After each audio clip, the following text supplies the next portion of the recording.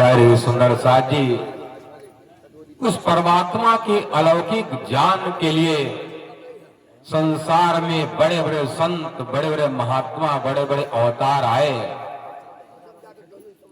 सबने परमात्मा की भक्ति करने के लिए हमको कहा, और हम सब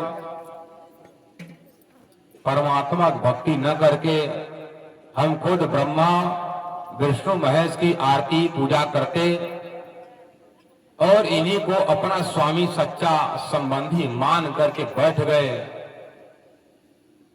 और जब पता चला, जब महाप्रलय में स्वर्ग वैकुंठ कैलाश त्रिकुटा अष्ट आवरण कालियंजन सात महाशून्य ओहम सोहम रारम सात शून्य और सारे गावा पधनी सा जहां स्वर निकलते रहते वहां सब नाश हो जाएगा।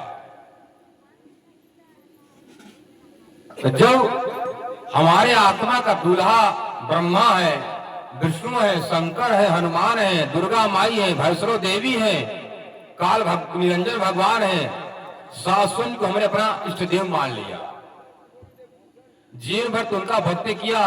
जब पुण्य जब लेने की बारी आई तो पता चला अपन प्रभु के पास मैं पहुंचता हूं, तो प्रभु के पास पहुंचने में पता चला न प्रभु सत्ता में है, न उनका नाम निशान ही नहीं है, सत्ता उनका खत्म। अरे जब तक उम्र है, महाप्रलय है, तभी तक उनका सत्ता है। महाप्रलय के बाद किसी की सत्ता नहीं रहेगा। संसार में बड़े बड़े संत महात्मा आए, तुलसी कबीर नानक व्यासादि सूर जेते, कविता किए अनेकों भटकत फिरत है तेते। कबीरदास साखी सबद रामायण 3 ग्रंथ लाए। तुलसीदास कृष्ण गीतावली, राम गीतावली, रामचरितमानस रचना किया। और वेद व्यास जी ने क्या बनाया? 17 पुराण। 17 पुराण में हर अवतारों की महिमा का बखान किया। पर वेद व्यास जी को जब शांति नहीं मिलती है तब कहते अब मैं क्या करूं?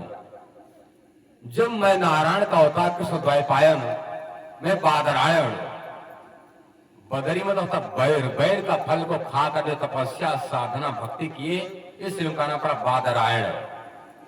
कृष्ण जी का दूसरा नाम, उनका नाम कृष्ण द्वैपायन। जो वेद बताओ जो चारों तरफ फैला हुआ था, सब संत महात्माओं के पास ज्ञान था, उसको एक कंदरा में गुफा में इकट्ठा करके सबका ज्ञान एक जगह सूत्रपात कर दिया। व्यास मत होता है जो घेरा में जो चारों तरफ छिटका हुआ है, फैला हुआ, उसको इकट्ठा एक जगह किताब बनाकर बांध दे, उसका नाम वेद व्यास। व्यास तो चारों तरफ जो फैले हुए ज्ञान को एक ग्रंथ गुरु जो परिणित कर दे, उसका नाम वेद व्यास। वेद व्यास जी ने 17 पुराण बनाया। सूर्य पुराण में भगवान सूर्य बड़े, कुर पुराण भगवान कछुआ वाले बड़े, आदित्य पुराण में भगवान सूर्य बड़े, लिंग पुराण भगवान शंकर के लिंग ही बड़ा, ब्रह्म पुराण ब्रह्मा जी बड़े, शिव पुराण शंकर बड़े, विष्णु पुराण विष्णु पुराण बड़े, विष्णु भगवान बड़े, देव पुराण में देवी माई बड़ी। अरे सब बड़े बड़े। तब भाई सबका बड़का तो मैंने बना दिया, पर मैं खुद लटक गया, मैं सबसे बड़का मैं किसको मानूं? अब मेरे मन में शांति नहीं है। क्यों? जब तक मेरे मन में शांति नहीं है तो मेरे ग्रंथ को पढ़ने वाले के हृदय में कैसे शांति आएगी? बोलो प्राणनाथ प्यारे की जय। जब रचयिता के ही मन में जब शांति की जगह अशांति है, चैन की जगह पर बेचैनी है, तो उसके पढ़ने वाला जान से या आपका बेचैनी, आपका अज्ञान हटेगा? नहीं हटेगा। क्योंकि संसार में कौन सा ज्ञान? सपने का ज्ञान है। और सपने ज्ञान कैसे?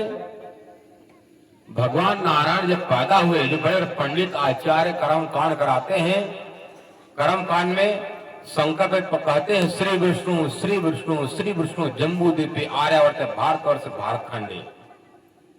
अब पूछ लिया जाए महाराज 3 बार विष्णु का नाम क्यों लिया जाता, बता दीजिए। वो क्या बताते हैं? मन से, वचन से, कर्म से, मनसा वाचा कर्मणा। पर ऐसा नहीं है। क्या कहते हैं? मनसा मन से, वचन से, कर्म से। पर शास्त्र में कहा कि ऐसा नहीं है। हम तीन विष्णु का हम साक्षी देकर मैं संकल्प करता हूं। श्री विष्णु, श्री विष्णु, श्री विष्णु। अब विष्णु पुराण में क्या करते? विष्णु तरल रूपाणी, एक अंडस्थ विष्णु जो अंडा से पैदा हुए। कैसे पैदा हुए? अंडा से। कितना अंडा था? 50 करोड़ योजन का एक अंडा था। कितना? 50 करोड़ योजन का। एक योजन में 4 कोस और एक कोस में 3 किलोमीटर हो, तो 50 करोड़ गुणते 3 करेंगे, कितना होगा? 1 करोड़ है तो अरब खरब जाएगा।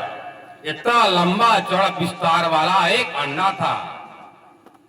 भागवत में कहा गया, वो अंडा कब तो तैरता रहा? वर्ष पूग सहस्त्रांते।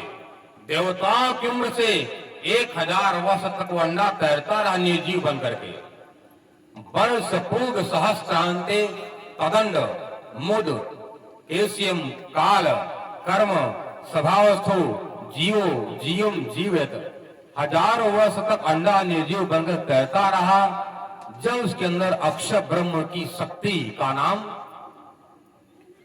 कल की दोपहर की कथा में आप सबने श्रवण किया था। अक्षर ब्रह्म का 4 पाद, मतलब प्रथम मन, दूसरा बुद्धि, तीसरा अचित आत्मा। इसको मन को क्या कहा गया? सस्वरूप। बुद्धि को क्या कहा गया है? केवल ब्रह्म। हृदय को क्या कहा गया? सबले ब्रह्म, गोलकवासी कृष्ण। और